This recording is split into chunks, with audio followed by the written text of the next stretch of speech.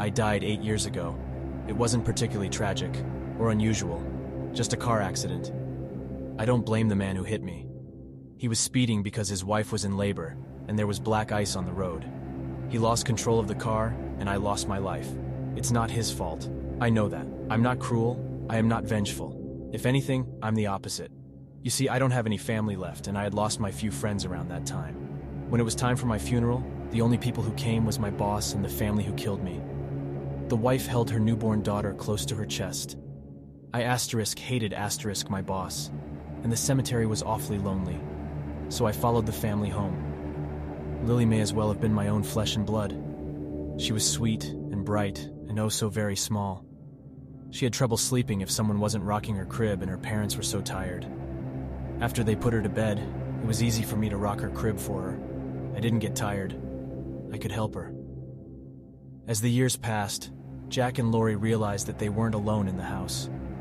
It didn't take long from there to make a connection between my funeral and when I had showed up, and I'd never been malevolent, so they weren't afraid or angry.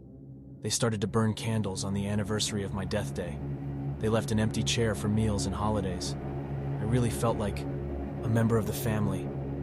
Someone is trying to force the door. It's Lori's ex. He's obsessive. He's angry. He's going to hurt the family. My family. The thing about ghosts is that the more offerings you get, the stronger you become. I'd been enjoying candles, trinkets, and even the occasional food item for the past 5 years. I was strong from that. The knife feels warm in my hand, a shock of heat against the ice of my skin. Lori, Jack, and Lily are my family. I care about them, and they're not going to join me yet. Yesterday, Todd made it his mission to sleep with as many women as possible. He managed a whooping 37 in just 24 hours, an insurmountable amount for an average day. But this was not an average day. Who was going to say no to some sex? He didn't know he'd soon be a father to 6 illegitimate children, or he wouldn't have done it. Yesterday, Anne snapped and slit the throat of her toxic ex-husband. The neighbors walking by saw the whole thing through the window, but simply looked at each other, shrugged, and kept walking. Anne continued her day as usual, leaving the still warm body on her floor. She didn't know she would be arrested for murder, or she wouldn't have done it. Yesterday, Lacey took her husband and kids on a drive on the winding roads next to the ocean. Her hands shook as she gripped the wheel, while her kids sat oblivious in the back. She and her husband shared a meaningful look as she jerked the car to the right and into the crashing ocean waves. She didn't know she would be shunned while laying 6 feet under, or she wouldn't have done it. Yesterday, the news was announced that an unsurvivable asteroid was headed straight to Earth.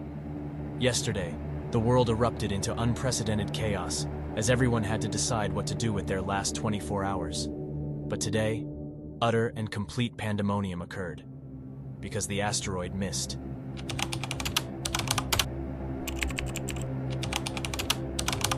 I keep my son inside a chest. Each morning when I wake up, I open the chest where I keep my son. I stroke his small skull and murmur, "Good morning," although I know he can no longer hear me. I hope he doesn't think I've abandoned him. I hope he knows I never will. When my son died of a fever, I refused to let him go. He was only a baby, and all that I had left. So I turned to the stories my own mother had told me, the rituals and legends I'd learned in childhood. The rules of bringing someone back from the underworld seemed so easy. I scoffed at the stories of those who failed, sure that my willpower would be stronger than theirs. I forced my way through to the fields of night, and I found my son's faint, pale soul. I guided it all the way back to his body, never looking back once. When I saw my son open his eyes again and smile at me, I thought I had made the right choice. He laughed, he ran, he played just as he had before. I even believed I could pretend nothing had happened. Then a few days later, I saw the rot creeping up his skin. At that moment, I realized my mistake. I hadn't restored my son to life. I had only brought his soul back to his corpse. I tried to comfort him as his body swelled and decayed. He wailed day and night in fear as his flesh fell from his bones. Only when his throat rotted away did he stop screaming. I attempted to return to the underworld, to return my son's soul, but the way would not open to me again. I cheated death, and my punishment was to keep what I stole. When his ligaments finally broke down, I gathered his bones and placed them in the antique chest I inherited from my mother. Only the best would do for my son. Sometimes my son's bones lie still inside the chest for hours, even days, and I dare to hope that his soul found its way back to where it belongs.